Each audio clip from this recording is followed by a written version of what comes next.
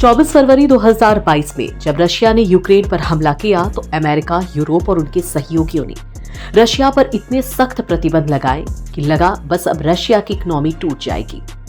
लेकिन आज 3 साल बाद न सिर्फ रशिया की इकोनॉमी जिंदा है बल्कि विकास भी कर रही है। आखिर ऐसा कैसे हो गया? प्रतिबंधों का असर क्यों नहीं दिखा? आज के इस वीडियो में हम इन्हीं सवालों का जवाब ढूंढेंगे, तो वीडियो को अंत तक जरूर देखें।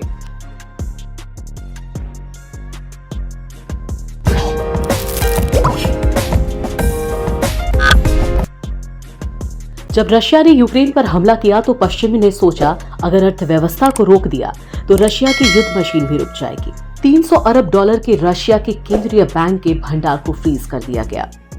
रूसी बैंकों के स्विफ्ट प्रणाली से निकाल दिया गया।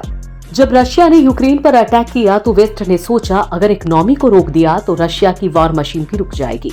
उन्होंने 300 बिलियन डॉलर्स के Russian central bank reserve freeze कर दिए।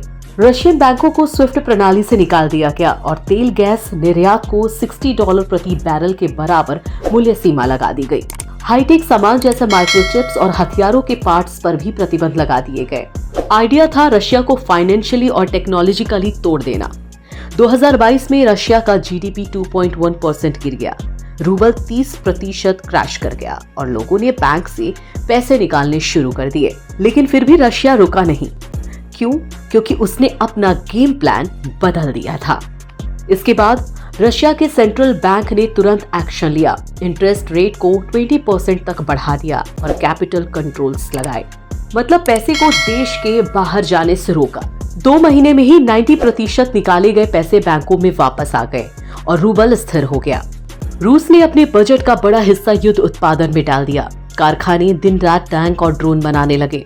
2023 में रशिया की इकोनॉमिक 2.2% बढ़ी क्योंकि वॉर इकोनॉमी ने जॉब और प्रोडक्शन को बूस्ट किया। लेकिन ये विकास एक दिखावा है। इन्फ्लेशन 20 से 25% है और आम रशियन के लिए चीजें महंगी हो गई हैं। रशिया ने शॉर्ट टर्म प्रतिबंध तो झेल लिया, लेकिन लॉन्ग टर्म में ये प्रॉब्लमैटिक है। प्रतिबंधों का असर तब कब हुआ जब रशिया ने अपना व्यापार पश्चिम से हटाकर चीन, भारत और दूसरे देशों की तरफ किया। चीन के साथ व्यापार 2023 में $237 बिलियन तक पहुंच गया। चीन रशिया को सेमीकंडक्टर कारें, हथियार के पार्ट्स देता है और उसका तेल खरीदता है। भारत ने भी रशियन तेल खरीदना बढ़ा दिया क्योंकि उसे सस्ता तेल चाहिए।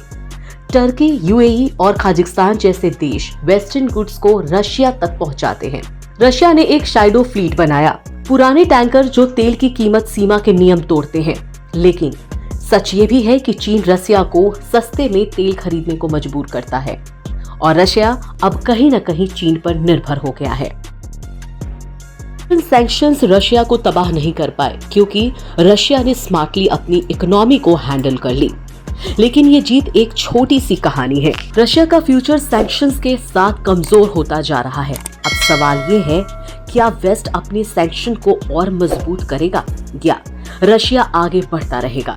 आपको क्या लगता है? हमें कमेंट्स में अपने थॉट्स शेयर करें और वीडियो इंफॉर्मेटिव लगा हो तो लाइक, शेयर और चैनल को सब्सक्राइब करना बिल्कुल ना भूलें।